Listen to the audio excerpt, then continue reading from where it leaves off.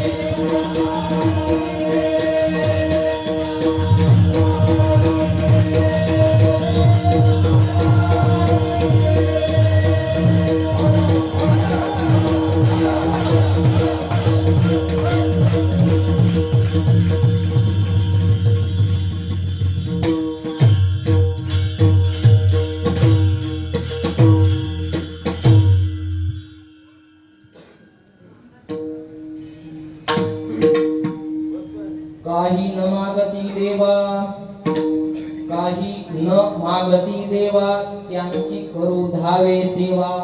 हळू हळू फेडी ऋण, होऊन या रूपे दीन. होऊ न शकेची वेगळा, होऊ न शकेची वेगळा, क्षण एक त्या निराळा. हळू हळू फेडी ऋण, होऊन या रूपे दीन. तुका म्हणे भक्तिभाव, तुका म्हणे भक्तिभाव, तोची देवाचाही देव. हळू हळू फेडी ऋण, होऊन या रूपे दीन. विठ्ठल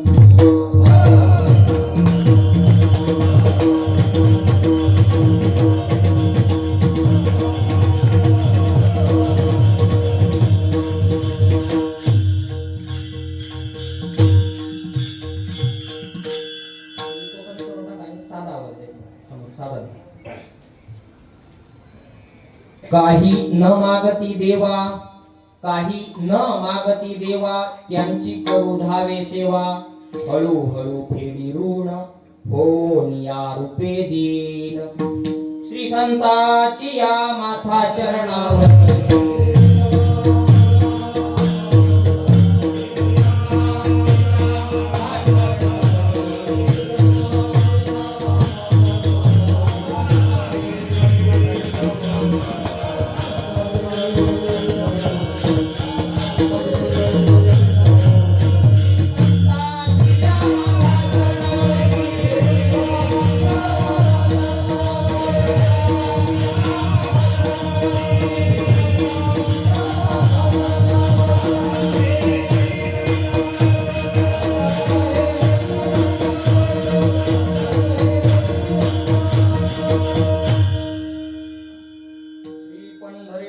सद्गुरु हे स्वामी दया पाद पद्मी नमन माझे प्रबोध विरुत्ने विदुरम प्रयाते गीतात स्वाच्युते सर्व लोकेवतीर्णो यतेर्ज्ञान देवात्मना पांडुरंगो नमो ज्ञान देवाय कैवल्य धामने आता वंदू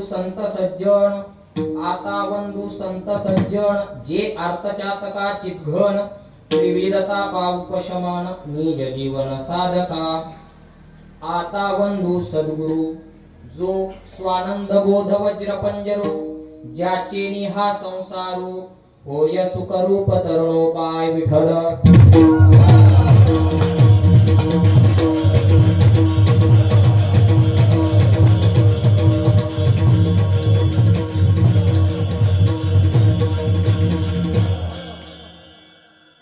काही न मागती देवा काही न मागती देवा त्यांची करू धावे सेवा हळू हळू फेडी ऋण होऊन या रूपे दीन प्रस्तुत प्राप्त प्रसंगी चिंतन सेवेकरता निवडलेला अभंग श्रीमंत श्री जगद्गुरु तुकोबरा यांच्या अभंग निरूपंगातील हा अभंग असून प्रस्तुत अभंगातून जगद्गुरु तुकोबरा हे भगवत भक्तांची सर्वोत्कृष्टता प्रतिपादन करून त्या भगवत भक्तांची अखिल कोट ब्रह्मांड नायक परमात्मा त्यांची सेवा का करीतो आणि कशा प्रकारे करीतो आजच्या अभंगात प्रतिपादन करतात विठ्ठल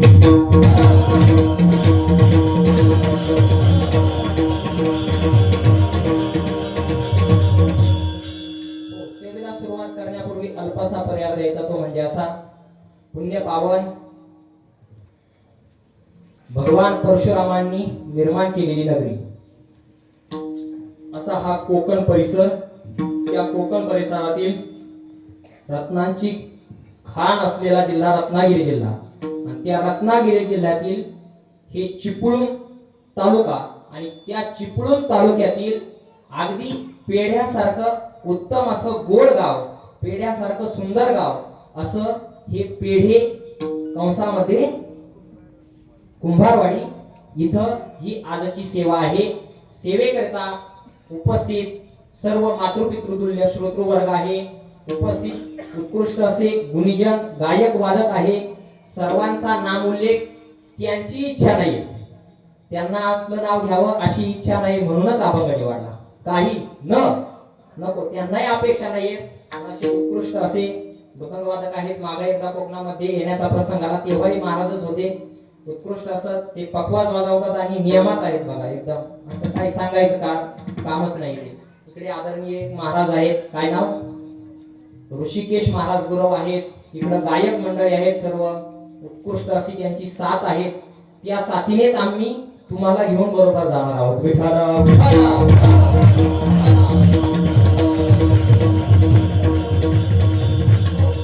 एक तासभर आपल्याला सेवा करायची सर्वांनी असं प्रफुल्लित राहायचं आहे बघा एकच तास उरलेला आहे एका तासभरात आपल्याला सर्वांना मिळून सेवा करायची आहे विठ्ठल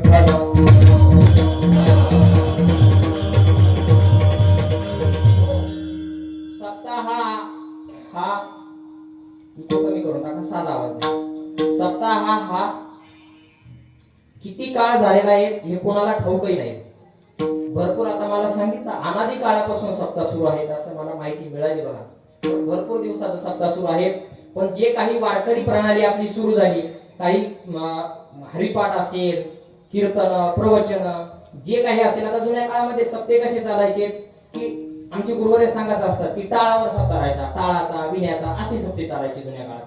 पण जी काही वारकरी प्रणाली सुरू झाली आपल्या गावामध्ये त्याला ह्या वर्षी काय आहे आपल्या जीवनामध्ये मोठा योग आहे बघा. सुवर्ण महोत्सव आहे, सुवर्ण महोत्सव. विठ्ठल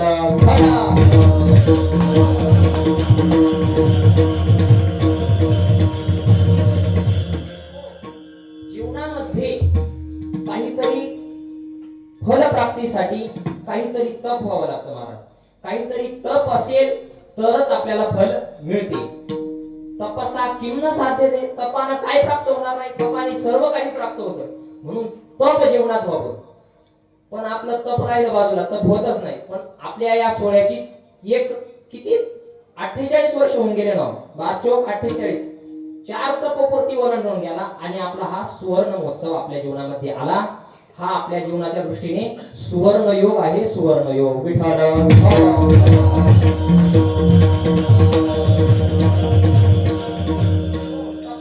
25 वर्ष झाल्यानंतर त्याला वेगळं नाव आहे, 50 वर्ष झाल्यानंतर त्याला वेगळं नाव आहे, 75 वर्ष झाल्यानंतर त्याला वेगळं नाव आहे, 100 वर्ष झाल्यानंतर त्याला वेगळं नाव आहे.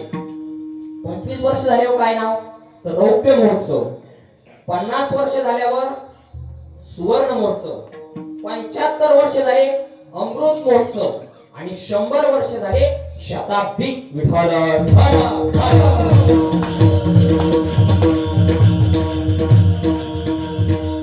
सर्वांच्या जीवनामध्ये हा सुवर्ण योग आलेला आहे. म्हणून आपण उपस्थित आहात मातृपितृतुल्य श्रोतृवर्ग, सर्वांच्या चरणावर एकदा विनम्र भावाने नमस्कार करतो. ज्यांनी कोणी या सप्ताहाकरिता तन मन धनाने जे का कोणी सेवा करीत असतील त्यांच्या चरणावर एकदा साष्टांग दंडवत आहे. विठ्ठल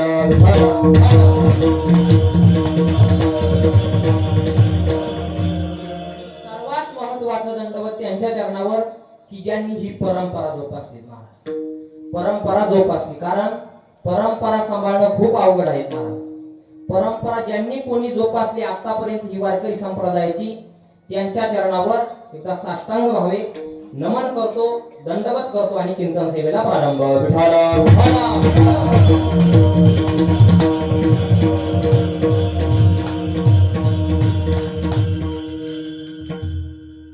काही न मागती देवा, काही न मागती देवा, त्यांची करू धावे सेवा. हळू हळू फेडी ऋण होवो निया रूपे दीन. प्रस्तुत अभंगातून जगद्गुरु तुकोबर आहे भगवत भक्ताची सर्वोत्कृष्टता प्रतिपादन करून अखिल कोट भगवान पंढरीश पांडुरंग परमात्मा त्या भगवत भक्ताची सेवा का करीतो आणि कशा प्रकारे करतो आजच्या अभंगात सांगतात.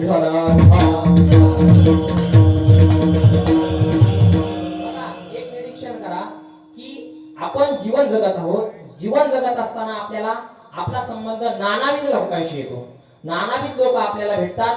ते कितीही लोक असतील, कितीही माणसं असतील, कितीही व्यक्ती असतील, त्या सर्व व्यक्तींची आपल्याला एक इच्छा दिसून येईल. काय इच्छा? मी सर्वोत्कृष्ट असावं. विठ्ठल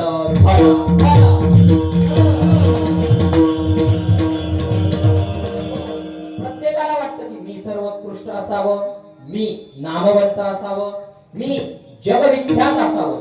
कुणीतरी मला जय हरी घालावा, कुणीतरी मला रामराम घालावा, कुणीतरी माझं नाव घ्यावं, अशी प्रत्येक लोकांची इच्छा आहे.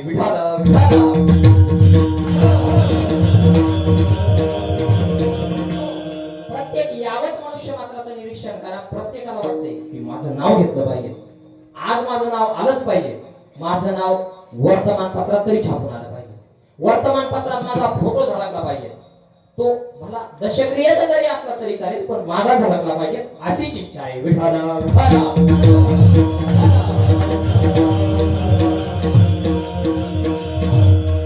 यावत मनुष्य मात्राची एक इच्छा आहे की मी जगविख्यात असावं, माझं कुणीतरी नाव घ्यावं, माझं लोकांनी गुणगान गावं, माझं कुठंतरी नाव आलंच पाहिजे अशीच इच्छा आहे. मग महाराज येतं का त्यांचं नाव? तसं नाही. शास्त्रकार सांगतात यद इच्छति तत् प्राप्नोति इति न भवति. संस्कृत आहे, संस्कृत शिक्षक आहे त्यामुळे येईलच थोडं थोडं मधून की यद इच्छति तत् प्राप्नोति इति न भवति. जी मनुष्य इच्छा करतो तीच मनुष्याची परिपूर्ण होईल असं काय सांगता येत नाही. शास्त्रकारांनी निर्वाळा दिला आहे, मनुष्य जी इच्छा करतो ती त्याची परिपूर्ण होईल ही काही सांगता येत नाही. त्याला काहीतरी प्रयत्न असावे लागतात, त्याला सहकार्य असावं लागतं, प्रारब्धाची अनुकूलता असावी लागते. अशा बऱ्याच गोष्टी शास्त्रकारांनी सांगितलं. एक जण म्हटला, रामू मला अमेरिकेला जायचंय, माझी इच्छा पूर्ण होईल का? माझी इच्छा पूर्ण होईल का? मला अमेरिकेला जायचं आहे. हा म्हणला, कधीच इच्छा तुझी परिपूर्ण होणार. म्हणले का? अरे नुसती इच्छा करून अमेरिकेला जाणं होतं का? त्याला प्रथम तिकीट काढलं पाहिजे, त्याला तिकीट काढलं पाहिजे, त्याला पैसे दिले पाहिजे, त्याला वेळ दिला पाहिजे. अशा बऱ्याच गोष्टी आल्या.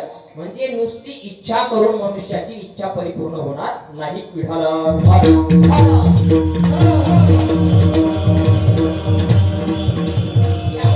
मात्र वाटतं की माझी इच्छा परिपूर्ण व्हावी, मी नामवंत व्हावं, मी गुणवंत व्हावं, लोकांनी माझं चरित्र गावं, अशी लोकांची इच्छा आहे. लोकांनी माझं चरित्र गावं.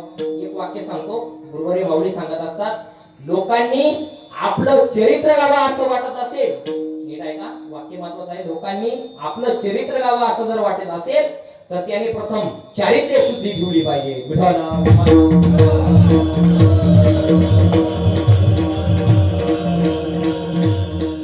चारित्र्यहीन मनुष्याने चरित्राची स्वप्न पाहायची नाही. चारित्र्यहीन मनुष्याचं कधीच चरित्र होत नसतं. त्याने चरित्र नावाचा शब्द आपल्या कोशातला कायमचा पुसून टाकायचा. विठ्ठल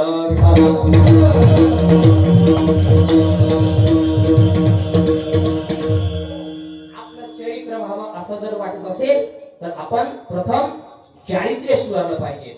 ज्याने चारित्र्य शुद्धी ठेवली त्याचं चरित्र झालंच. विठ्ठल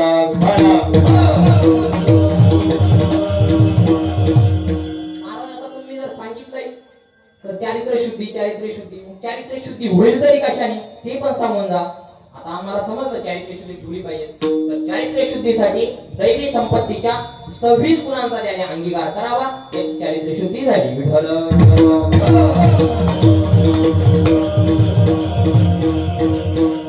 श्रीमद भगवद्गीतेमध्ये 16व्या अध्यायामध्ये दैवी संपत्तीची लक्षणं आणि दैवी संपत्तीची गुण सांगत असताना मोजा तुम्ही 26 गुण. अभयम सत्व संशुद्धीर ज्ञान योग व्यवस्थितिः दानंदमश्च यज्ञश्च स्वाध्यायस्तपार्जवम् अहिंसा सत्यम क्रोधस् त्याग शान्तिर्वैषुणम् दया भूतेष्वलोलुत्वम् मार्दवम् ह्रीरचापलम् तेज क्षमा धृती शौच मद्रोहो नातिमानिता भवन्ति संपदम् दैव. इथपर्यंत 26 गुण आहेत. बघा मोजून घ्या. अभयम सत्व संशुद्धी ज्ञान योग व्यवस्थिती दानं दमश्च यज्ञश्च स्वाध्याय तप आर्जवम अहिंसा सत्यम अक्रोध त्याग शांती त्याग शांती अपैशुनम दया भूतेषु अलोलुत्वम मार्दवम ह्रीर चापलम अचापलम तेज क्षमा धृती शौच अद्रोह अनातिमानिता भवन्ति संपदम दैवी. 27 विठ्ठल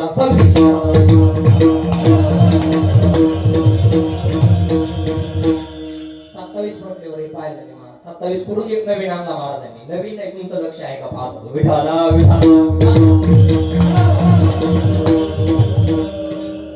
26 लक्षणं जी काही सांगितली, 26 गुण जी काही भगवंताने सांगितली दैवी संपत्तीची, त्या दैवी संपत्तीच्या गुणाचा अंगीकार करा. तुम्ही तुमचं चरित्र झालंच म्हणून समजा. विठ्ठल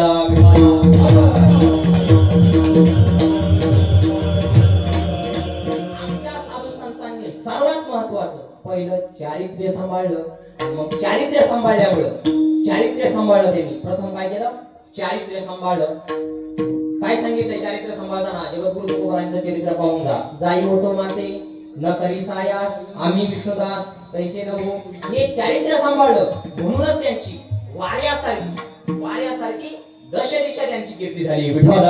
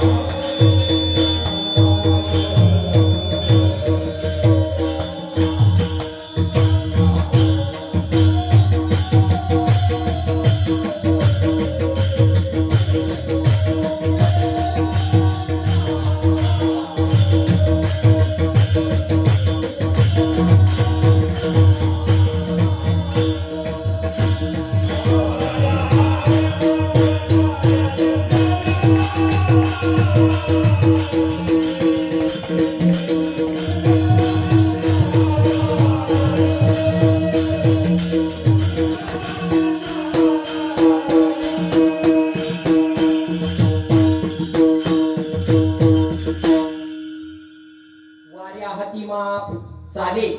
काय होतंय, वाऱ्यासारखी त्यांची दशदिशा कीर्ती का झाली? त्यांनी चारित्र्य सांभाळलं म्हणूनच त्यांची कीर्ती झाली. सर्वत्र दशदिशा त्यांची कीर्ती फाकली. याला कारण त्यांनी चारित्र्य सांभाळलं.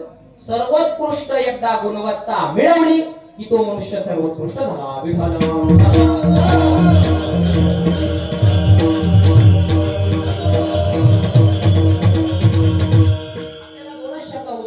एक सर्वोत्कृष्ट गुणवत्ता मिळावा आणि सर्वोत्कृष्ट बना, या दोन शब्दावरती संपूर्ण अभंग. विठ्ठल एकदा का मनुष्याने सर्वोत्कृष्ट गुणांचा अंगीकार केला की तो सर्वोत्कृष्ट होतो. बघा, सर्वोत्कृष्ट गुणवत्ता मिळवा आणि सर्वोत्कृष्ट व्हा. मग सर्वोत्कृष्ट आपण गुणवत्ता मिळवली पाहिजे. गुणवत्ता मिळवल्याशिवाय मनुष्याने राहू नये. विठ्ठल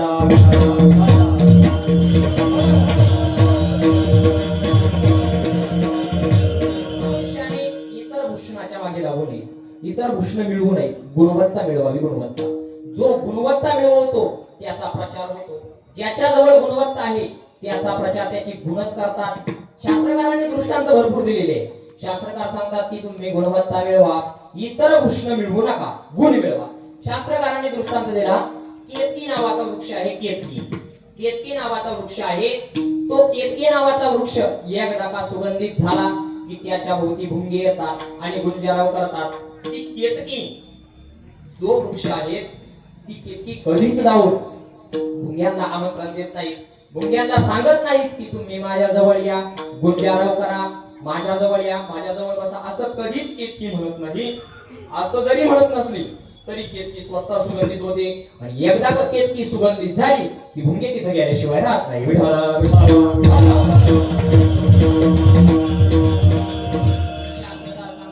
गुणाः कुर्वन्ति दुत्तत्वं दूरेति वसतां सतां केतकी गंधम आघ्राय स्वयं आयांती षट्पदाः.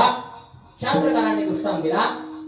गुणाः कुर्वन्ति दुत्तत्वं, गुणच त्यांची स्तुती पाठक होतात, गुणच त्यांची दशदिशा कीर्ती पसरवतात. गुणाः कुर्वन्ति दुत्तत्वं, दूत म्हणजे स्तुती पाठक होतात आणि समाजाला जाऊन सांगतात, वा काय देव दुर्लभ महात्मा आहे, चला तिकडे चला, इकडे भंगार लोकांच्या नादी लागू नका, चांगल्या लोकांजवळ जा. असे ते का म्हणतात? त्यांची गुणवत्ताच त्यांची प्रचार होते. विठाला विठाला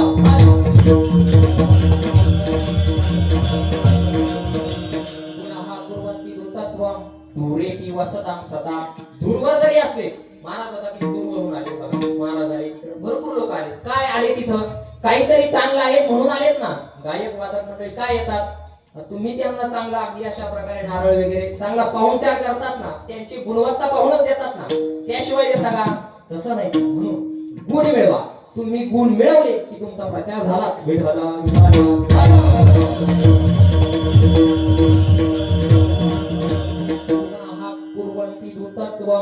दूरेपि वसतां सतां. उदाहरण दिलंय.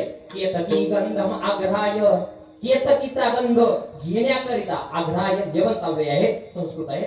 आग्रहाय घेण्याकरिता षटपदाः नाम भ्रमराः भुंगे तिथं स्वतःहून येतात आणि गुंजाराव करतात.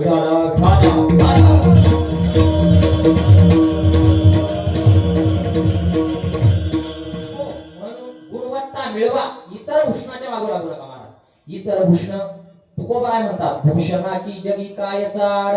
भूषणाला, इतर भूषणाला किंमत नाही. आता लोक पहा, जुन्या काळामध्ये आमचे आजोबा होते, आता इथे पण वृद्ध बरीच मंडळी आहेत, वृद्ध लोक आहेत, त्यांना बघा विचार. ते जुन्या काळामध्ये त्यांच्याकडे फोन नसायचा, काही नसायचा. ते फोन नाही, काही नाही, खिशात हात घातला तर काय निघायचा? हरिपाठ. पिशवीत हात घातला तर काय निघायची? भजनी मालिका. आता निघतात, खिशामध्ये हात घातला का मोबाईल, ऍपल, अजून काय असं ते नाव, काय त्याचे नाव आहे आपल्या पाठ नाही, अमुक तमुक, ते निघत आणि पाहतात, याला सेंड कर, त्याला सेंड, याला सेंड कर, त्याला हाय बाय, हाय बाय. जिंदगी तशी, हाय बाय, हाय विठाला विठाला. इतर भूषणाच्या मागे लागू नका. इतर भूषणाची जगी काय चाड. आणि खिशात हात घातला तर मोबाईल आणि पिशवीत शेरोशायऱ्या. शेरोशायऱ्या कोणाच्या? सामान्य लोकांच्या नाही, सामान्य लोक नाही, त्याला आम्ही कारणीभूत आहोत. विठाला विठाला.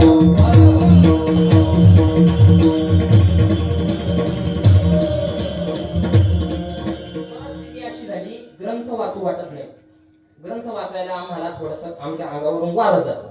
आम्हाला ग्रंथ वाचायला आवडत नाही. आम्हाला कविता, गाणी, मी काय वाचत असतो, अभंग निबंध नाही, मी गाडीत बसतो कविता म्हणतो, कविता.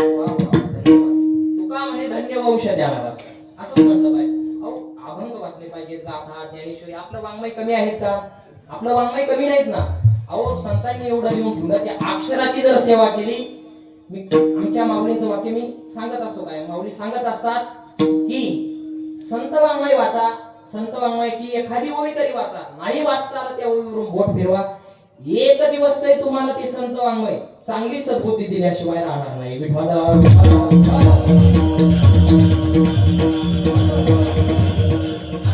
लोक इतर भूषणाच्या मागे लागतात, पण तुकोबाराय म्हणतात भूषणाची जगी काय जाड. भूषण मिळवू नका, इतर भूषणाच्या मागे लागू नका. इतर भूषण तुम्हाला ते काही तुमच्या गंतव्य स्थानापर्यंत घेऊन जाणारे नाहीत. म्हणून भूषण मिळवू नका, इतर डेकोरेशनच्या मागे लागू नका. लोक वरच्या भूषणाला किंमत देतात. महाराज कशावरून ओळखायचा? कशावरून ओळखायचा? सध्याची परिस्थिती कशावरून ओळखायचा? महाराज कशावरून ओळखायचा? चांगले कडक कपडे घाल घाल रे जॅकेट असं, आणि अशा प्रकारे माग रे पाकिट असं, अशा प्रकारे मोठा महाराज दिसला का कपडे बिपडे कडक कपडे असो. आणि पुढच्या प्रकारे म्हणायला मलाही वेळ नाही. अशावरून लोक किंमत करतात. पण वरच्या डेकोरेशनला किंमत देऊ नका. आतमध्ये काय आहे ते पहा. विठ्ठल माझ्या पदरचं सांगत नाही, शास्त्रात आलेला निर्वाळा तुमच्या पुढे मांडतो. मी माझ्या पदरचं सांगत नाही. शास्त्रकार सांगतात की इतर भूषणाला तुम्ही किंमत देऊ नका. आतली गुणवत्ता तपासा. गुणवत्ता प्रमाण नंतर सांगतो. दृष्टांत आहे का? एका मनुष्याला कोकणातल्या गाय घ्यायची. आता तुमच्याकडे काय बाजार भरत नाही, बरोबर ना? बाजार नसतो तुमच्याकडे, घ्यायला जातात असं, बरोबर घ्यायला जातात, बरोबर ना? जनावर काही घ्यायची असली, एकाला गाय घ्यायची होती. दुधाचा जरा टोटवाडा पडला, लहान बाळ वगैरे घरात होते, जायची गाय घ्यायला. गेला एखाद्याकडे, पाहुणे राम राम राम राम, गाय घ्यायची हो तुमची विकायला असं कळलं मला गावातल्या माणसाला. आलो तुमच्याकडे, बरोबर बरोबर. कितीला दिली गाय म्हणले? पैसे, कारण पैशाशिवाय व्यवहार होत नाहीत ना आज. तर कितीला दिली गाय? तो म्हणला पाहुणे 1 लाख रुपये गायची किंमत. अरे बापरे, 1 लाख? काय गायची किंमत अशी? गाय दूध किती देत? म्हणजे टिपका देत नाही म्हणजे गाय. गाय टिपका दूध देत नाही. 1 लाख रुपये किंमत म्हणजे 1 लाख रुपये किंमत आहे म्हणले गायची. गायची किंमत कशी 1 लाख? हे म्हणले ते पाहुणे म्हणले तुम्ही काय ते तुम्हाला काय कळतं म्हणले, दुधाला काय घेऊन बसले म्हणले. मग काय त्या गायच्या काय घंटी किती सुंदर बांधली म्हणजे. वाक्य सांगू का? वाक्य सांगू का? गुरुवार्यांचं वाक्य सांगू का? गुरुवारी सांगत असतात त्या गळ्यातल्या घंटीला काय घंटा करतात? काय करतात त्याला किंमत नाही महाराज. गळ्यातल्या घंटीला किंमत नाहीये. किंमत दुधाला आहे. गाईला दूध असेल तर गाईला किंमत आहे. ध्यानात आलं का नाही? दृष्टांत ध्यानात नाही का? गाईच्या दुधाला किंमत असते. वर तिने गळ्यात घंटी काय बांधली, सुंदर त्याच्या गळ्याला काय दागिने लावले तुम्ही, तरी गायची त्याच्यावरून किंमत होत नाही. गायची खूर किती सुंदर आहे, गाईला पोळ किती चांगला आहे, गाईला खांदा किती चांगला आहे, गाई चांगली किती चोपडीच, याला काही किंमत नाही. गाईच्या दुधाला किंमत आहे, डेकोरेशनला किंमत नाही. विढाला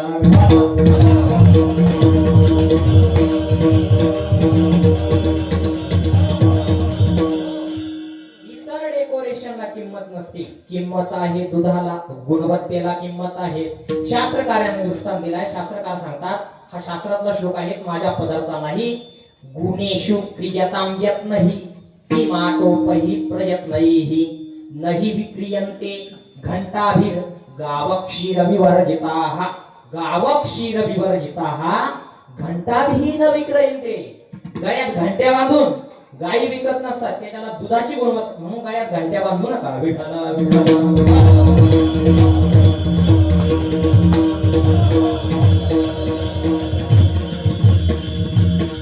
सर्वोत्कृष्ट गुणवत्ता मिळवली की तो सर्वोत्कृष्ट होतो. या दोन शब्दावरती आपल्याला खेळत चालायचं. तुम्ही सर्वोत्कृष्ट गुणवत्ता मिळवा. एकदा की सर्वोत्कृष्ट गुणवत्ता मिळवली की तो सर्वोत्कृष्ट होतो. महाराज ध्यानात आलं चांगलं. तुम्ही सर्वोत्कृष्ट गुणवत्ता, आजपासून सर्वोत्कृष्ट गुणवत्ता मिळवायची आणि आम्ही गुणवत्ताच मिळवणार. मग आमचा प्रचार होणार का? थांब जरा थांब. तुझी गाडी अशी पुढे नको जाऊ. पुढे नदी आहे. कोणती नदी आहे? वासिष्ठी नदी जाऊन पडशील काही लय लोकांना सवय मी लगेच पुढे अरे थांब जरा थोडं हळूहळू चाल.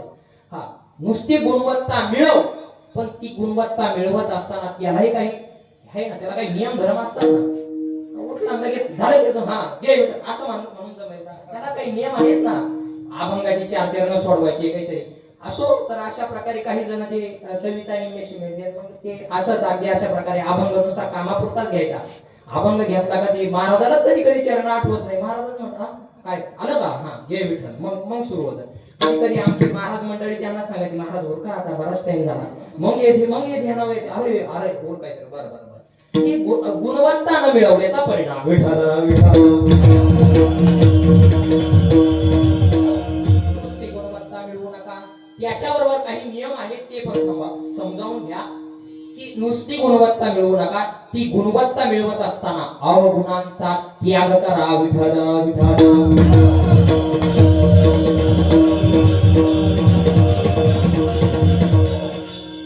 गुणवत्ता तर मिळवा. समाजामध्ये गुणवत्तेला किंमत आहे पण ती गुणवत्ता मिळवत असताना अवगुणांचा प्रथम त्याग केला पाहिजे. शास्त्रकारांनी दृष्टांत दिला. गुरुवर्य आमचे श्री गुरु डॉक्टर बाबा उद्या त्यांचं कीर्तन आहे. उद्या आमचेच गुरुवर्य आहेत रामेश्वर महाराज भोजने. ते जिथं असतात जिथं ते पाठ सांगतात आम्ही तिथंच शिकलेलो आहे गुरुवर्य बाबांकडे. गुरुवर्य बाबा पाठामध्ये दृष्टांत सांगायचे की राजहंसांचा धवा असा वरून चालल्यानंतर गावाच्या बाहेर आता जुन्या काळामध्ये टॉयलेट वगैरे काही नसायचं. आता जुना काळ वृद्ध मनुष्याने पाहिला असेल. जुन्या काळामध्ये टॉयलेट वगैरे नाही. मग गावाबाहेर मोकळ्या पटांगणात कारभार. मग ते मोकळ्या पटांगणात कारभार असल्यामुळे गावात काही असे ते कावळे ते डोम कावळे ते गावाबाहेर जाऊन चोचा मारत बसले तिथं विष्टेवर. आणि हे कावळे तिथं चोचा मारताय ते पाहिले राजहंसांनी तिथं पाहिल्यानंतर राजहंसांनी ते काय आपले पक्षी जाती धावे जातीपाशी जाती या न्यायाने ते पक्ष्यांजवळ आले. पक्ष्यांजवळ आल्यानंतर आता मग पक्षी एकत्र झाले. अरे पक्षी एकत्र झाल्यावर काय होतं अवघड होतं बघा. आपण पाहतच आहोत ना पक्षी एकत्र झाल्यावर काय होतं अवघड होतं बघा. मग ते पक्षी आले राजहंस आले आणि बगड्यांना सांगायला आले आणि इथं नका चालू तिकडे चला आपलं मानस सरोवरला चला म्हटले. इकडे काय थांबले इथं चोचा मारण्यापेक्षा इकडे यायचं म्हटले सगळं नील होत असतं बघा सगळा शुद्ध होतो माल म्हटले. असं आमच्यात या म्हटले आमच्यात आले का शुद्ध झाले तुम्ही आधी कसे असा तो काळ्याला ढवळं करायचं आमचं काम.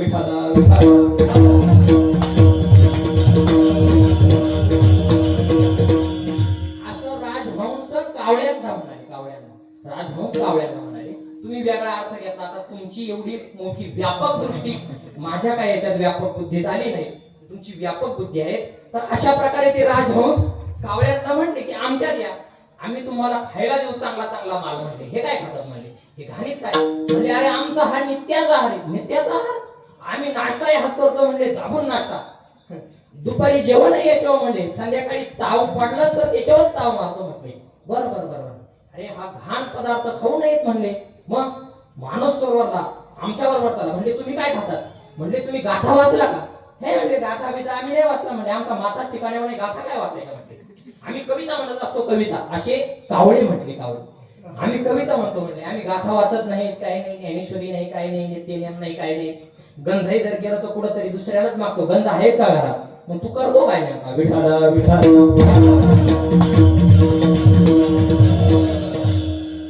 राजहंस कावळे आमचा म्हटले आमच्या बरोबर चला. राजहंसाचा रामतीयाचा गाठात प्रमाण वाचले नाहीत का नाही म्हणले आम्ही वाचित नसतो काही म्हटले.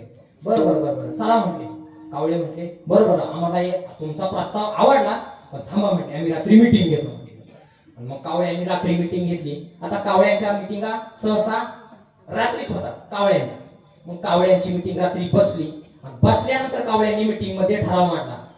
एक कावळा उठला आणि म्हटला बंधू आणि भगिनींनो ऐका आपल्यातले आपलं पक्षी श्रेष्ठी आलेले आहेत आणि पक्षी श्रेष्ठींनी असा ठराव मांडला की तुम्ही आमच्यात या म्हणजे आमच्या बरोबर चला असा पक्षी श्रेष्ठीने ठराव मांडला.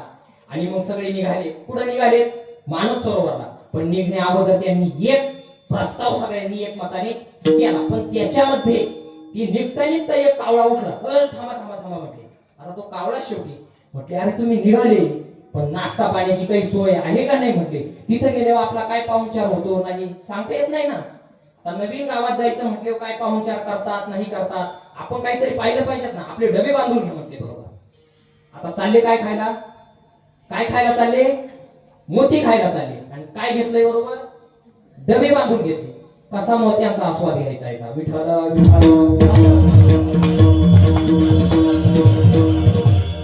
याला वाटतंय ना आपल्याला मोत्यांचा आस्वाद घ्यायचा, त्याने पहिले डबे बाहेरच टाकून दिले पाहिजे, बाहेर, मगच इथं आलं पाहिजे. विठ्ठल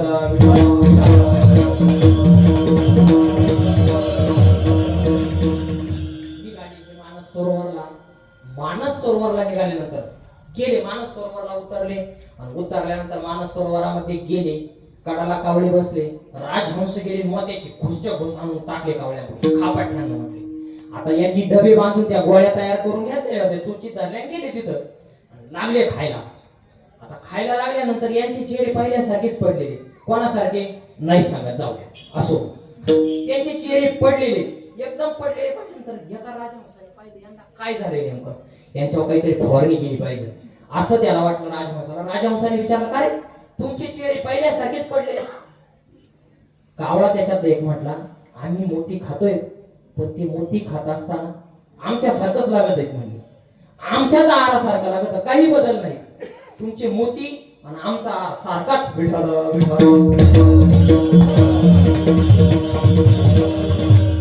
राजहंसाने बारीक निरीक्षण केलं, बारीक, तुमच्या चोचीत काय रे म्हटले. आमच्या चोचीत आम्ही आमचा नाश्ता बांधून आणला होता.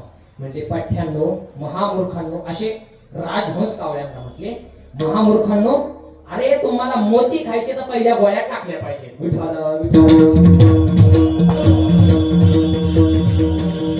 त्याला मोत्याचा आस्वाद घ्यायचा, त्याने प्रथम पहिल्या गोळ्या टाकल्या पाहिजेत. तद्वत ज्याला गुणांचा आस्वाद घ्यायचा, त्याने अवगुणांचा त्याग केला पाहिजे. अवगुणांचा त्याग केला तरच गुणवत्तेचा आस्वाद घेता येतो, अन्यथा घेता येत नाही. शास्त्रकारांनी उदाहरण दिलं की जसा कावळा आहे तसंच तुम्ही त्याच्यातून काहीतरी बोध घ्या, त्याच्यातून त्या दृष्टांतातून जीवच बोध घ्यायचा आहे आपल्याला की आपण प्रथम अवगुणांचाही त्याग केला पाहिजे. गुणवत्ता नुसती मिळवा, पण ती गुणवत्ता मिळवत असताना प्रथम अवगुणांचाही त्याग करावा. तुकोबाराय म्हणतात, एखादा जर अवगुणी मनुष्य जर दिसला, एखादा जर अवगुणी मनुष्य दिसला तर मी त्याला हाताखालूनच काढी. तुकोबाराय म्हणतात, महाराजांच्या प्रमाणे महाराज म्हणतात, अवगुणी दंडन आणि गुणवान दिसला तर गुणी पूजा. अवगुणी दंडन, गुणी पूजा. तुकोबाराय म्हणतात, अवगुणी मनुष्य दिसला हाताखालूनच काढायचा. अवगुणी मनुष्याला मी किंमत देणार नाही. म्हणजे का, अवगुणी मनुष्याला किंमत जर दिली तर चांगल्या मनुष्याचं खत होतं ना. आज आपण पाहतोय 35 मार्कावाला डॉक्टर होतोय आणि 99 मार्कावाला घरी बसतो. सांगा मग जिवंत राहील का 35 मार्क करत ज्याच्याकडून तुम्ही इंजेक्शन घेताय, जिवंत राहाल का तुम्ही?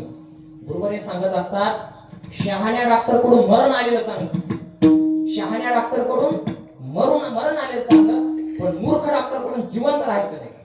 उपयोग नाही, त्याच्याकडून उपचार घेऊन जिवंत राहण्यात मजा नाही.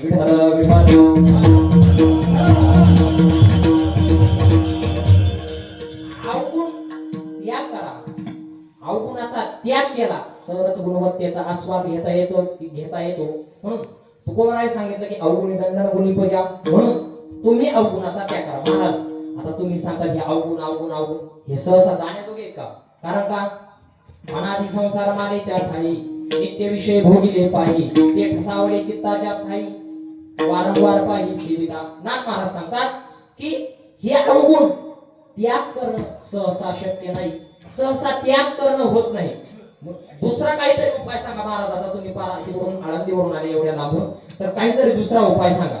आम्ही तर अवगुणीच आहेत, आमच्या जवळ आहेच. आम्ही तुम्ही सांगितल्याप्रमाणे पहिला मुद्दा आम्ही तुम्ही अगदी पटवून सांगितला, जोरात पटवून सांगितलं की गुण मिळवा, आम्ही गुणही मिळवले. आता तुम्ही परत तो मुद्दा सांगितला की अवगुणाचा त्याग करा, पण आता ते अवगुण जरा सोडणं कठीणच आहे. अगदी आम्हाला पवित्र कार्य करायची सवय आहे अशा प्रकारे, तर मग ते कार्य आमचं त्याग होणं जरा अवघड आहे. कारण आम्ही नित्य विषय भोगीतच आलेलो आहेत वारंवार नाथ महाराजांनी सांगितल्याप्रमाणे.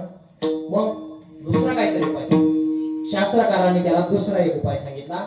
शास्त्रकार सांगतात नाही अवगुणाचा त्याग करता येत ना तुम्हाला, ठीक आहे तुम्हाला आम्ही शिकवू. याला म्हणतात संप्रदायाचं वैभव. संप्रदायात अशी कसाही व्यक्ती आणा, कसाही व्यक्ती आणा, त्याला तोडच आहे. विठाल विठाल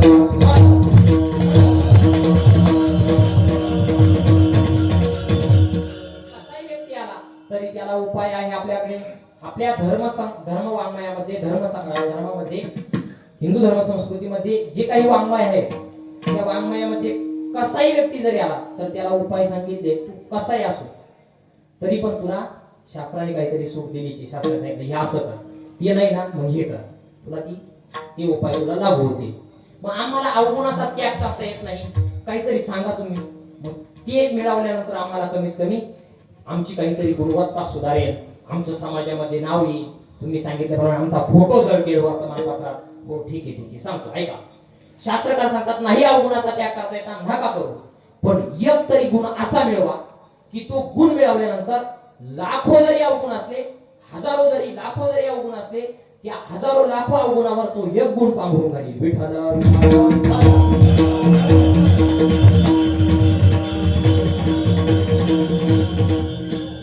शास्त्रकार सांगतात तो बगळा बगळा बगळा बगळा बगळे कसे असतात, कसे असतात, काळे का ढवळे?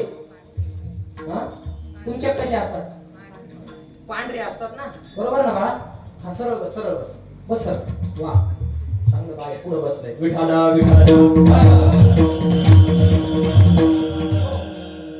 पांढरे बगळे, बरोबर ना? आणि पौर्णिमेचा चंद्र कसा दिसतो? सफेदच दिसतो नाही, पांढराच दिसतो ना. पण त्या चंद्रापेक्षा त्या बगळ्यामध्ये दुप्पट गुण आहे. शास्त्रकारांनी दृष्टांत दिला त्या चंद्रापेक्षा बगळ्यामध्ये दुप्पट गुण आहेत. पण तो बगळा पूज्य ठरला नाही, चंद्र पूज्य ठरला. चंद्राची पूजा केली जाते, बगळ्याची पूजा कुठंच केली जात नाही. बगळ्यांची पूजा होत नाही हे बगळ्यांनी ध्यानात घ्यावं. असो बगळ्यांची पूजा नाही होत, बगळ्यामध्ये दुप्पट गुण आहेत, पण बगळ्याची पूजा केली जात नाही, चंद्राची पूजा केली जाते. का? शास्त्रकारांनी दृष्टांत दिला बगळ्याच्या ठिकाणी दुप्पट गुण आहे. का? शास्त्रकार सांगतात उभयो शुक्लो पक्षो भूमी विहतीच्या वारी जलधी सदा मीनम भूमते वसती सकल स्थानो शिरसी बके चांद्रवंशी गुणक किंचित अधिपो गुणेषु पूजा स्थानम न च लिंगम न च वयाः. थोडंफार मागे पुढे होईल, तुम्हाला फोडून सांगतो. उभयो शुक्लो पक्षो, चंद्र एकाच पक्षात शुक्ल असतो. चंद्र एकाच पक्षात शुक्ल असतो, बगळ्याचे दोन्ही पक्ष शुक्ल असतात. समजलं का? नाही, डोक्यावरून गेलं, मांडवावरून. ऐका ऐका सांगतो. चंद्र एकाच पक्षात शुक्ल असतो, दोन पक्ष असतात, वद्य पक्ष, शुक्ल पक्ष. यालाच वद्य पक्षाला कृष्ण पक्ष काही ठिकाणी म्हणतात. त्या कृष्ण पक्षापेक्षा कृष्ण पक्षापेक्षा शुक्ल पक्षामध्ये चंद्र पूर्ण गोल असतो, म्हणजे पौर्णिमा असते. तो पूर्ण चंद्र गोल असतो आणि पूर्ण काय असतो? पांढरा असतो. शुक्ल म्हणजे पांढरा, तुमच्या भाषेमध्ये पांढरा. पण बगळ्याचे दोन्ही पक्ष शुक्ल असतात, म्हणजे पांढरे असतात. समजलं ना आता? हा समज. उभयो शुक्लो पक्षो भूमी विहतीच्या वारी जलधी. बगळा आकाशातही राहतो आणि जमिनीवर राहतो, पाण्यातही राहतो. बगळा सगळीकडे चालतो. चंद्र आकाशातच राहतो. चंद्र कधी जमिनीवर येऊन बसू शकत नाही, चंद्र आकाशातच राहतो. पण बगळा आकाशातही भरारी घेतो आणि बगळा खाली जमिनीवर राहतो. बगळा कधी सप्त्यातही येतो. सप्ताह संपला का 12 रुपये हे विठाल विठाल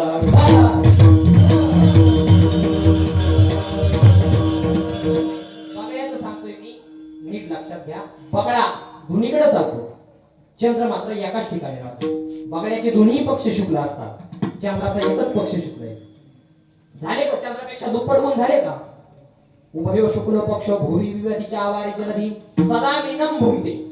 चंद्र कधीतरी मीन राशीत येतो, चंद्र कधीतरी मीन राशीत येतो, पण बगळा नेहमीच मीन खातो. मीन म्हणजे कोकणात सांगायच्या दृष्टीने नवीन नाही. मीन म्हणजे मासा. कोकणात मासे घरोघर असतात बघा, त्यांचं जीवन मासेमय असतं बघा. त्यांच्या घरात मासे, शेतात मासे, सगळीकडे मासेच मासे, दारात मासे, सगळीकडे मासे. नाही गळ्यात सुद्धा मासे चालतात. ते असे कोकणामध्ये असतात ना बघा. मग त्याच्यामुळे मासा तुम्हाला नवीन नाही. चंद्र कधीतरी मीन राशी देतो, बगळा नेहमीच मीन खातो. दुप्पट गुण झाला का नाही? सदा मीनम भुक्ते वसती सकल स्थानम शिरसी बके चांद्रमसी गुणक किंचित अधिभो. त्या बगळ्यापेक्षा शास्त्रकार सांगतात चंद्राच्या ठिकाणी एकच गुण चंद्राने चांगला मिळवला. चंद्रापेक्षा असू द्या दुप्पट गुण असते सदा मीनम मग ते वयो शुक्ल पक्ष एवढे दुप्पट जरी गुण असले पण चंद्राने एकच चांगला गुण मिळवला. कोणता? चंद्रामध्ये शीतलता आहे. शीतलता ती बगळ्याच्या ठिकाणी नाही ना. चंद्रामध्ये शीतलता आहे. चंदनम शीतलम लोके चंदनादपि चंद्रमाः चंद्र चंदन योरमध्ये शीतला साधू संगती असं त्या सुभाषितामध्ये चंद्राचं वर्णन आलेलं आहे. चंद्रामध्ये शीतलता नावाचा गुण आहे. म्हणून आपण कोजागिरी पौर्णिमेला पहा तेज परी शीतल शशांकाचे ओवी आहेत ना. कोजागिरी पौर्णिमेला दूध हे करत असताना चंद्राची शीतल प्रकाश त्याच्यामध्ये पडला की त्यामध्ये पुष्टता आहे. पुष्टता वर्धक त्यामध्ये ती किरण पडल्यानंतर आपण ते दूध प्राशन करतो. चंद्राच्या ठिकाणी एकच चंद्राने चांगला गुण मिळवला म्हणून बगळ्यापेक्षा पूज्य ठरला.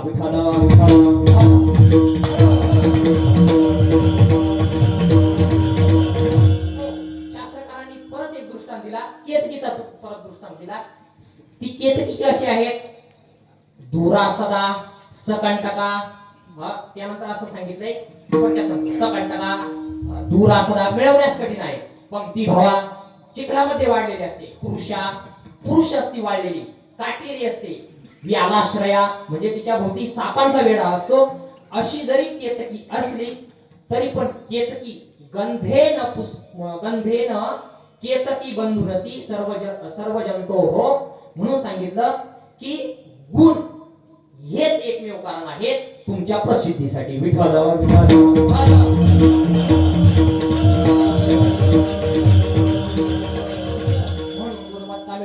परंतु लोक गुणवत्ता मिळवण्याच्या ऐवजी शारीरिक भूषणाच्या मागे जातात. शरीर भूषणाच्या मागे जातात. म्हणून शास्त्रांनी असं दृष्टांत निघाला. शास्त्रकार सांगतात त्या शरीराच्या मागे लागतात त्यापेक्षा तुम्ही गुणांच्या मागे लागा. कारण का शरीरम क्षणविध्वंसी कल्पांत स्थायी नो गुणाः. शरीर हे क्षणविध्वंसी आहे. क्षणभंगूर आहे. म्हणून म्हणतात ना क्षणभंगूर नाही भरवसा वारे सावध. हे आपण नेहमी गुळून म्हणतो पण क्षणभंगूर जे जीवन आहे त्या देहाच्या अंजन भजनामध्ये लागतो. गुरुहरी बाबा सांगत असतात की ज्या देहाच्या अंजन भजनाला जेवढा आपण काळ घालतो तो तेवढा काळ जर नामस्मरणामध्ये घातला तर त्याची किती मोठी प्रगती होईल. विठ्ठल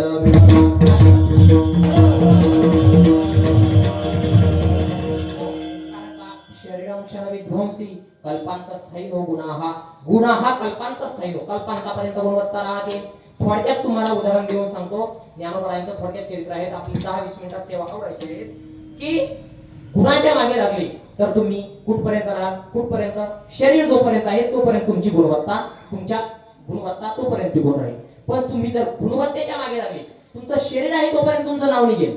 तुम्ही जर शरीराच्या मागे लागले काय मस्त राहत होता सेट बीट अगदी अत्तर असं तुमचं नाव तोपर्यंत शरीर आहे तोपर्यंत राहू शकतं. एकदा शरीर गेलं त्याला कुणी बंगल्यामध्ये ठेवत नाही. त्याला काढा बाहेर म्हणतात लवकर. पण शरीर गेलं की तुम्ही संपले. पण गुणवत्तेच्या मागे लागले तर तुमची गुणवत्ता शेवटपर्यंत तुम्ही एकदा अगदी तुमचा परलोकाचा जरी प्रवास झाला तरी पण तुमची कीर्ती टिकून राहते. कायम कीर्ती तुमची टिकून राहते. उत्तमाची उरे कीर्ती मागे. तुमची उत्तम कीर्ती रूपाने तुम्ही जिवंत राहाल. का राहाल? गुणवत्तेने मनुष्य कल्पांतापर्यंत राहतो.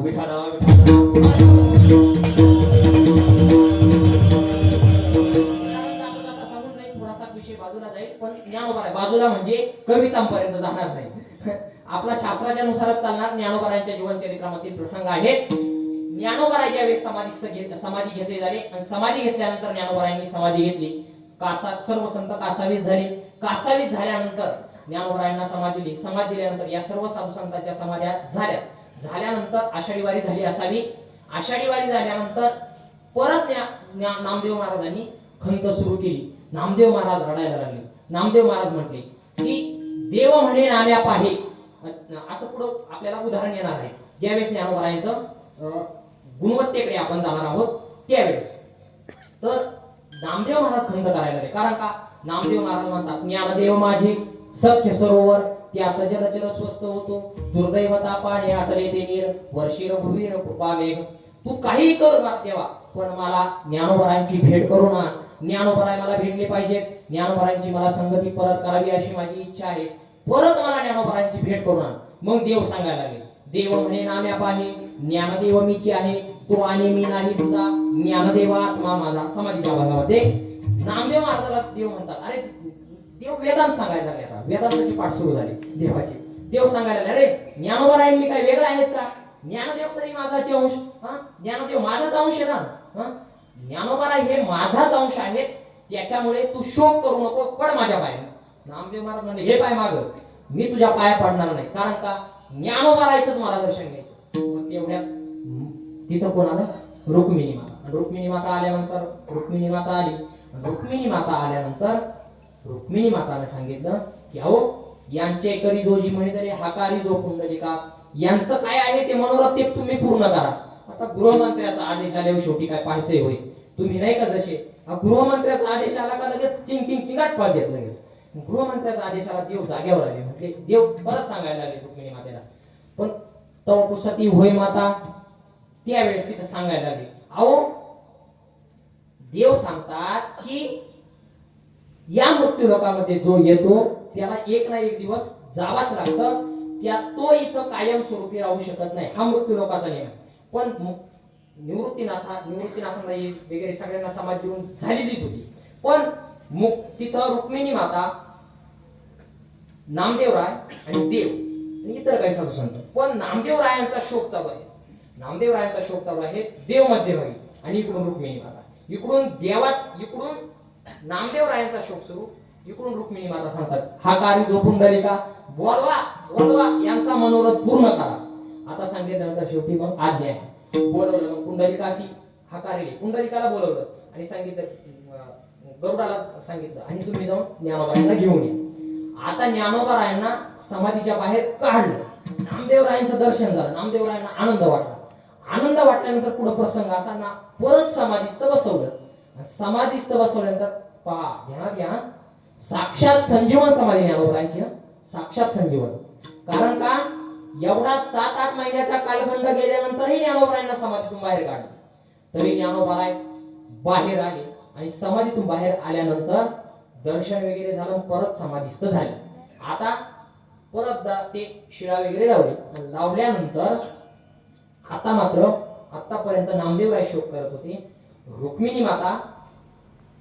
माताने देवाला सांगितलं की तुम्ही ज्ञानोबरायांना आणलं. आता नामदेवराय शांत झाले. आता देवाचा शोक सुरू झाला. आता देव शोक करायला लागले, आणि शोक करायला लागल्यानंतर आता मात्र नामदेवराय परत वेदांत सांगायला लागले. आता याला उंष्ट्रल कुटी न्याय असा शास्त्रामध्ये आलेला आहे.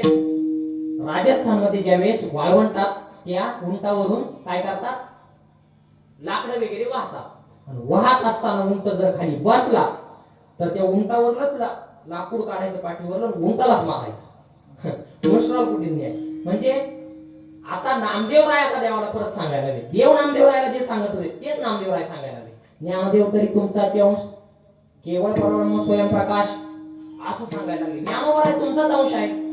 गोडी आणि गुळ कधी वेगळा राहू शकतो का? गुळ आणून दिला होता बघा, आम्ही खात नाही ते गादीवर असलं ना, ते गुळ दिला. आता समजा दिला चोपदारांना दिला, जरा हा गुळ खा, गुढी आमच्याकडे असं होऊ शकतं का? ती खाणार नाहीत, पण सांगतो गुळ दिला त्यांच्याकडे आणि त्यांना सांगितलं खा तुम्ही, आणि गुढी आमच्याकडे द्या, असं होऊ शकतं का?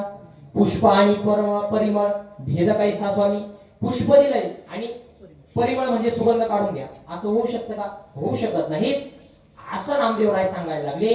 आता सांगत असताना देव म्हणायला लागले, नामदेवा तू बोलतो हे खरंच आहे, पण परीक्षणा गुण आठवती मानसी या ज्ञानदेवाचे. विठ्ठल विठ्ठल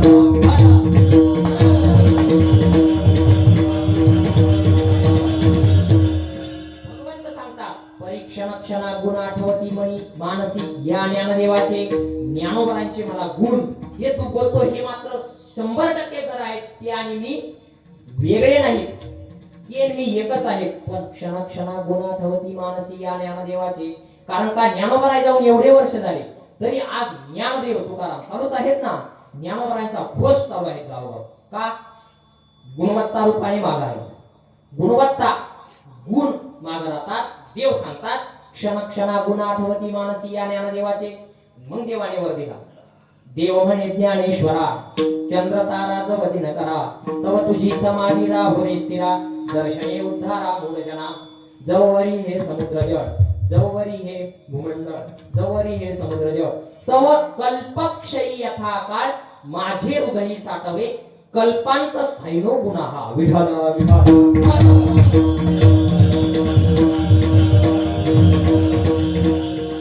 कल्पांतापर्यंत गुणवत्ता हीच माग राहते. दुसरे काही भूषण माग राहत नाहीत. म्हणून गुणवत्ता मिळवा. विठ्ठल गुणवत्ता मिळवा गुणवत्ता मिळवा. ठीक आहे, पण आता ही गुणवत्ता सांगून तरी जा. कोणत्या कोणत्या मार्गातली कोणती गुणवत्ता आहे तर कर्म मार्गाची गुणवत्ता वेगळी, ज्ञान मार्गाची गुणवत्ता वेगळी आणि भक्ती मार्गाची गुणवत्ता वेगळी, उपासना मार्गाची गुणवत्ता वेगळी. अशी आपल्याला गुणवत्ता पाहिजे. तर कर्म मार्गाची गुणवत्ता वेगळी. कर्म मार्गाची गुणवत्ता सांगत असताना सुकर्मता हा गुण सांगितला. त्याच्यामध्ये सुकर्मता. सुकर्मता कानान सुकर्मता आपल्याला वाटायला आलेलं कर्म करत असताना कर्तृत्वाचा मद, कर्मफळाचा आस्वाद या दोन गोष्टीचा त्याग करायचा आणि जे कर्म केलं जातं त्याला म्हणा सुकर्मता. कर्तृत्वाचा मद काही लईच भूषण असतंय, हे पठ्यामुळे सप्ताह चालू आहे असं काही मद असतो, गर्व असतो, हे मी म्हणजे माझ्यामुळे होतंय असं काही मद असतो. त्याचा त्याग करा. कर्तृत्वाचा मद, कर्मफळाचा आस्वाद, कर्म करत राहा. त्याच्या फळाची अपेक्षा धरू नका. निष्काम भावनेनं केलेलं कर्म अंतःकरण शुद्धीसाठी कारण सांगितलं. विठ्ठल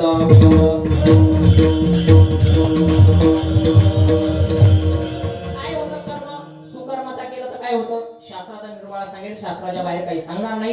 दुरून शास्त्रातच सांगण्यासाठी आलो, दुसरं काही सांगण्यासाठी आलो नाही. कर्म सुकर्म केलं तर त्याला संसिद्धीची प्राप्त होते. उदाहरण शास्त्रकारांनी सांगितलं, प्रमाण सांगितलं, कर्म नैव हि संसिद्धी मास्तिदा जनकादयाः लोकसंग्रह मेवापि. हे उदाहरण जे दिलं गीतेमध्ये, तर कर्म नैव हि संसिद्धी, तो मनुष्य संसिद्धीला प्राप्त होतो. ज्ञानाने मनुष्य देवच होतो. ज्ञानदेवा तु कैवल्यम इति शास्त्रेषु बिंदिमः. इति शास्त्राने सांगितलं की तो देवच होतो. ज्ञान मार्गाने मनुष्य देवच होतो. कर्माने मनुष्य संसिद्धीला प्राप्त होतो. आणि उपासना मार्गामध्ये भक्ती आणि भाव या दोन गुणवत्ता मिळवायच्या. या दोन गुणवत्ता मिळवल्या की तो मनुष्य देवाचाही देव होतो. जगद्गुरु तुकोबराय अभंगाच्या 4थ्या चरणात सांगतो, तुका म्हणे भक्ती भाव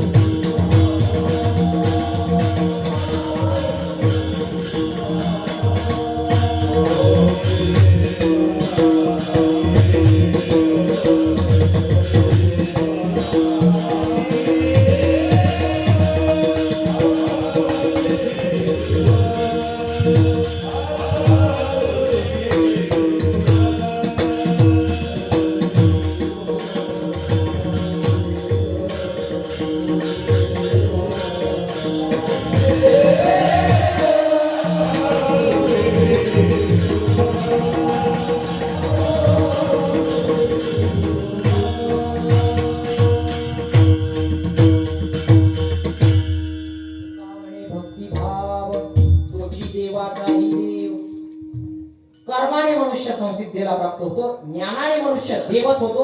आणि उपासना मार्गामध्ये भक्ती आणि भाव ही गुणवत्ता मिळवली तर तुकोबाराय म्हणतात तो देव नाही, देवाचाही देव होतो. तुका म्हणे भक्तिभाव तोची देवाचाही देव, देवाचाही देव होतो.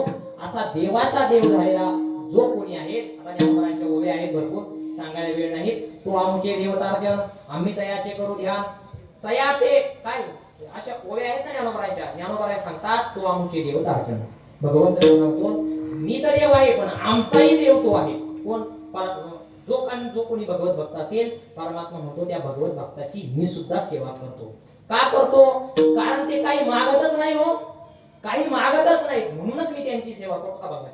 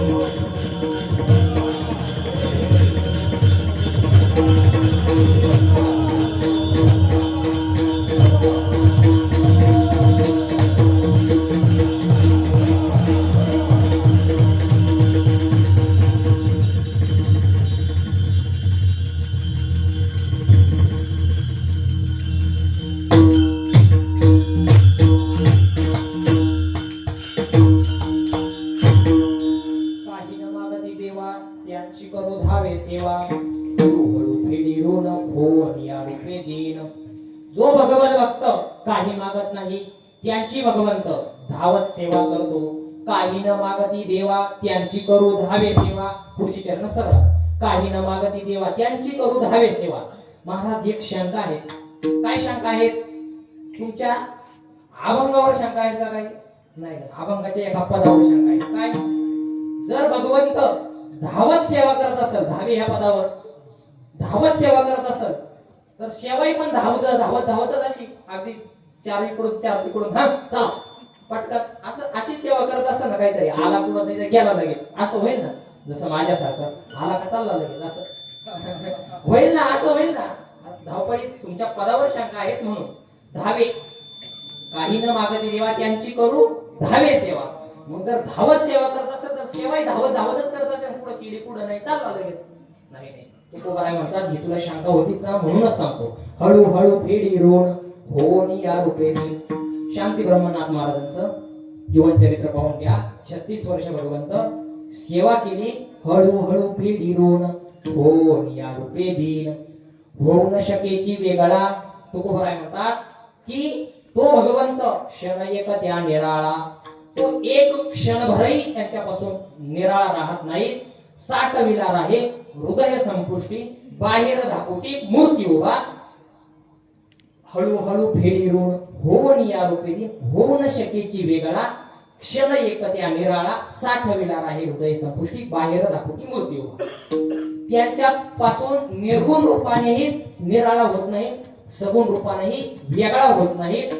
म्हणून हळूहळू फेडी ऋण होऊन या रूपे दीन. दीन रूपाने त्यांच्या जवळ भगवंत राहतो आणि त्यांची सेवा काहीही न मागणाऱ्या भगवत भक्ताची भगवंत सेवा कशा प्रकारे करतो. भगवंताचा जी काही भगवंताची सेवा असेल करण्याची, ती सेवा करण्याची रीत जगद्गुरु तुकोबारायांनी आजच्या अभंगातून सांगितली. हळूहळू भगवंत त्यांचं ऋण फेडतो आणि भगवंत त्यांची सेवा करतो. सेवेमध्ये जे काही योग्य असेल ते आमच्या वारकरी शिक्षण संस्थेचे ब्रह्मनिष्ठ गुरुवर्य आमचे गुरुजी श्री गुरु पदम माऊली यांचं आहे. जे काही चुकीचं असेल ते मात्र माझ्या बुद्धीचे दोष समजून माझं मला परत करा. अभंग निवडण्याचं कारण अभंग निवडला होता, सांगितलं होतं, आमचं चर्चा झाली. अभंग निवडला होता घडवत यांचा समागम. पण इथं आल्यानंतर मला संयोजक मंडळाकडून बरीच गावाची कल्पना दिली. गावाची कल्पना दिल्यानंतर गावाची कल्पना अशी दिली की हे सुंदर असं मंदिर जे काही बांधलं ते मंदिर कुणाचीही बाहेरून वर्गणी आलेली नाही. बाहेर काही पावती पुस्तकं नाही, आमच्या त्याची हे करा ते करा अशी जाहिरात नाही, काही नाही काही नाही असं त्यांनी सांगितलं. सुंदर असं आखीव रेखीव मंदिर आहे. मंदिरात गेल्यानंतर अगदी प्रसन्न वाटतं. मांगल्यता, दिव्यता, रम्यता मंदिर असं सुंदर असं मंदिर आहे. त्या मंदिरात गेल्यानंतर प्रसन्नता वाटते. सुंदर अशी मूर्ती आहेत. जिथं काही जे काही सेवा करण्याचा योग ज्यांच्यामुळे आला ते आमचे गुरुजन मंडळी इथं उपस्थित आहेत. आदरणीय पाचीम महाराज आहेत, आमचे गुरुबंधू आणि कैलास महाराज आहेत. तुम्ही सर्व मातृपितृतुल्य श्रोतृ ज्येष्ठ सगळे इथे उपस्थित आहेत. जेवढा माझा सांगण्याचाही अनुभव नाही, सेवाही नाही, कुठली काही नाही, तेवढा तुमचा नुसता परमार्थाचा अनुभव आहे. असे बरेच सर्व काही जे काही ब्रह्मनिष्ठ महात्मे म्हणायला तुम्हाला हरकत नाही.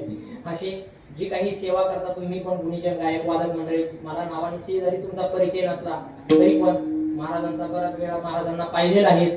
महाराजांची सेवा असते बऱ्याच ठिकाणी. बाबांची सुंदर अशी सेवा असते. सर्व गोष्टी तुम्ही सर्वांनी मलाही सांभाळून घेतलं असं म्हणतो आणि चिंतन सेवेला इथंच पूर्ण विराम देतो. जे काही योग्य असेल ते आमच्या ब्रह्मनिष्ठ गुरुवर्यांचा आहे, आमचे श्री गुरु माऊली आहे. आपण या सुवर्ण महोत्सवामध्ये आलो. आपल्या जीवनामध्ये हा सुवर्ण योग आलेला आहे. पुढे आपल्या जीवनामध्ये अमृत महोत्सवही यावा आणि त्या अमृत महोत्सवानंतर शताब्दी यावी आणि त्या शताब्दीमध्ये मी असं म्हणत नाही पण सांगतो पुढचं तुम्ही जाऊन घ्या, मला नाही म्हणायचं, पण आपल्या जीवनामध्ये तसा योग यावा. शताब्दी आपल्या जीवनामध्ये आपल्याला पाहायला मिळावी आणि आपण ही वारकरी संप्रदायाची धुरा सांभाळत असताना ती नियम निष्ठेला अनुसरणच असावी. आणि कोणताही जीवनामध्ये नियम असेल तर आपल्या जीवनामध्ये आपल्याला फलप्राप्ती झाल्याशिवाय राहत नाही. आपण जे काही नियम पाळतो त्या नियमानेच मनुष्य साध्यापर्यंत पोहोचतो. तुकोबाराय सांगतात युक्त आहार विहार नियम इंद्रियासी सार नसावी बासर निद्रा बहुभाषण. ही जी काही नियमावली सांगितली ती अभंगामध्ये पहा, काळ सारावा चिंतने एकांतवासी, त्यामध्ये जी काही नियमावली सांगितली तशी नियमावली वारकरी संप्रदायाला अनुकूल वातावरण इथं आहे. असंच वातावरण आपल्या इथून पुढे कायम कायम आपला जो सप्ताह चालूच राहणार आहे. कायम अशीच आपली नियमावली असावी, संप्रदायाला अनुकूल अशीच भगवान श्री पंढरीश पांडुरंग परमात्म्याच्या चरणी प्रार्थना करतो, ज्ञानोबा तुकोबारायांच्या चरणी प्रार्थना करतो. चिंतन सेवेमध्ये जे काही योग्य असेल ते आमच्या ब्रह्मनिष्ठ गुरुवार्यांचं आहे. तुमच्या संगतीमुळे जे काही बोलण्याचा योग आला ते तुमच्या सर्वांचा आहे, तुमच्या कृपेचं हे फळ आहे. म्हणून झालेल्या चिंतन सेवेला इथंच पूर्णविराम देतो. तुम्हा एकदा सर्व टाळकरी मंडळींचे चुकदार मंडळी आहेत, परत एकदा महाराज मंडळी सर्वांच्या चरणी काही चुकलं असेल तर सांभाळून घ्या असं म्हणतो आणि चिंतन सेवेला पूर्णविराम देतो. ज्ञानेश्वरा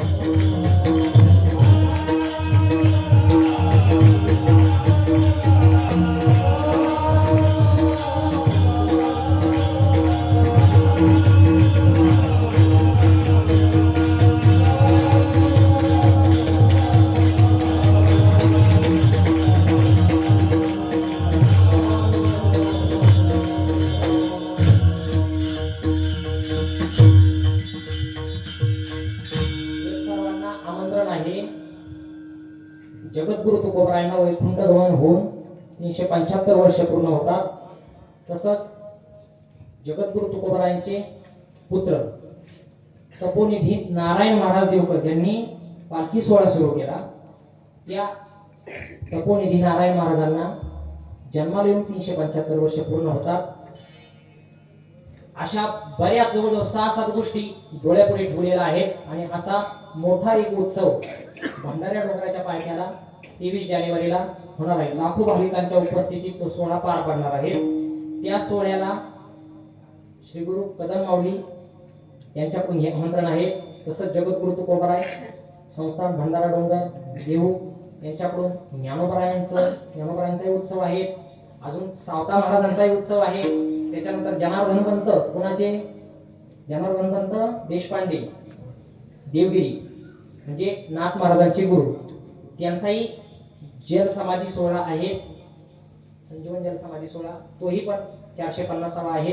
अशा बऱ्याच गोष्टींना डोळ्यापुढे घेऊन लाखो भाविकांच्या उपस्थितीमध्ये भंडारा डोंगराच्या पायथ्याला 23 जानेवारीला पारायण सुरू होणार आहे. 2 मंडळी, एकामध्ये ज्ञानेश्वरीचं पारायण, एकामध्ये गाथा पारायण, असं मोठं नियोजन आहे. दररोज तुम्हाला गुरुजनांची चिंतन सेवा ऐकायला मिळणार आहे. गुरुवर्य भंडारा कराडकर असतील, गुरुवर्य चैतन्य महाराज देवकर असतील, गुरुवर्य जिवंत महाराज बोधले असतील, गुरुवर्य संजयजी महाराज पाचपूर असतील, अशा ब्रह्मनिष्ठ गुरुवर्यांची तिथं गुरुवर्य शांती ब्रह्म मारुती बाबा पुढेकर बाबांच्या कीर्तनाने सुरुवात होणार आहे. 22 तारखेला संध्याकाळीच कीर्तन आहेत. मोठा भव्य दिव्य तिथं हे निघणार आहे, दिंडी निघणार आहे. त्याच्यामध्ये 375 जगद्गुरु तुकाराम महाराजांचे नावाने अलंकृत झालेले लोक आहेत. 375 तुकाराम महाराजांची नाव, 375 सावता महाराजांची नाव, 375 जनार्दन नाव असलेली माणसं, अशी भरपूर 375 अशी 375 पताका, 375 तुळशी, 375 कलशधारी, असे 375 पताका, त्याच्यानंतर 375 कीर्तनकार फेटे बांधलेले एकदम अशी निवेदनामध्ये भव्य दिव्य 22 तारखेला असती तिथं सुरुवात होणार आहे. कार्यक्रम सर्वांना आमंत्रण आहे. व्हॉट्सअपवरच्या पत्रिका येतील, महाराज मंडळी टाकतील, तर सर्वांनी अगत्याने तिथे या. सुंदर अशा कार्यक्रमांचा आनंद घ्या. ज्ञानोबरायांचं जीवनचरित्र आपल्याला ऐकायला भेटणार आहे. जे ज्ञानोबरायांचं जीवनचरित्र आपल्याला पुढे ऐकायला भेटत नाही ते असं ज्ञानोबरायांचं जीवनचरित्र शास्त्रामध्ये आलेलं, ज्ञानोबरायांच्या पूर्वजांचा 7 पिढ्यांचा काय इतिहास आहे तो 7 पिढ्यांचा इतिहास सांगण्यात येणार आहे. 7 पिढ्यांचा इतिहास, ज्ञानोबरायांचे पूर्वज कोण होते, कुठं होते, ज्ञानोबरायांचं नाव आडनाव काय आहे नेमकं, ज्ञानोबांचा जन्म आळंदीला झाला का आपेगावला झाला? विठ्ठल पंतांनी संन्यास घेतला, संन्यासानंतर कसा गृहस्थ आश्रम स्वीकारला, ही 4 संतती कधी झाली, त्यानंतर यांना शुद्धीपत्र कसं मिळवलं, यांना समाजाने कसा त्रास दिला, आज आपण ज्यांच्या नावाने आपण फिरतो त्यांचं कसं जीवनचरित्र कसं आहे हे सर्व आपल्याला तिथं ऐकायला मिळणार आहे. एकदा तरी तिथं या आणि देव दुर्लभ सोहळ्याचा नक्कीच आनंद घ्या. पुनश्च एकदा सर्वांच्या चरणावर विनम्र भावाने अभिवादन करतो. तुम्ही नक्की याल अशी अपेक्षा बाळगतो. 22 तारखेला संध्याकाळी तिथे यायचं आहे. 23 जानेवारी पासून तो उत्सव सुरू होणार आहे. 23 जानेवारी ते 31 जानेवारी तो उत्सव होणार आहे. त्याच्यानंतर दुसरा उत्सव असा आहे, लातूरला आहे. लातूरला नका जाऊ एवढ्याला, पण पंढरपूरला अधिक मासामध्ये 65 एकरामध्ये परत असाच उत्सव, या सर्व उत्सवाची सांगता म्हणून कारण का पंढरपूर आपला असा जगात कुठेही जा पण असा वारकरी नाही की तो पंढरपूरला येत नाही. सगळे संत पंढरपूरला येतात. म्हणून या सर्व उत्सवांची सांगता पंढरपूरला ठेवलेली आहे. म्हणून पंढरपूरला त्याही उत्सवाला या. कधी येतो उत्सव? 17 मे ते 24 मे तो उत्सव सुरू होणार आहे. आपल्याला अधिक मास, कारण का अधिकस्य अधिकम फलम, या न्यायाने तोही उत्सव आपल्याला पाहायला मिळणार आहे. त्याही उत्सवाला आपण हजेरी लावा. त्याच्यानंतर तो उत्सव संपल्यानंतर आपल्याला सर्व कोकणवासियांना परत एकदा सगळी गर्दी कमी झाल्यानंतर आपल्याला परतही दर्शन व्हावं अधिक मासाचं. म्हणून आपले आदरणीय बाची महाराज यांचाही तिथं मोठा उत्सव आहे. सर्व आपल्या कोकणवासियांना घेऊनच ते करत असतात. त्याही उत्सवाला भरपूर व्यक्तींनी या, कारण अधिकस्य अधिकम फलम. आपल्याला अधिक मासाचं हे पुण्य पावन परत आपल्या जीवनामध्ये योग येतो नाही येतो. आपण कोरोना सारख्या महामारीतून वाचलो महाराज, हे फक्त ज्ञानोबा तुकोबारायचे उपकार आहेत महाराज. ज्ञानोबा तुकोबारायचे उपकार वाचलो. म्हणून आपण भगवान पंढरीश पांडुरंग परमात्म्याच्या चरणावर जा. तिथं आपल्याला दररोज चंद्रभागेचं स्नान घडेल, दर्शन घडेल. या देव दुर्लभ सोहळ्याचा आनंद घ्या. विठ्ठल जय जय विठ्ठल.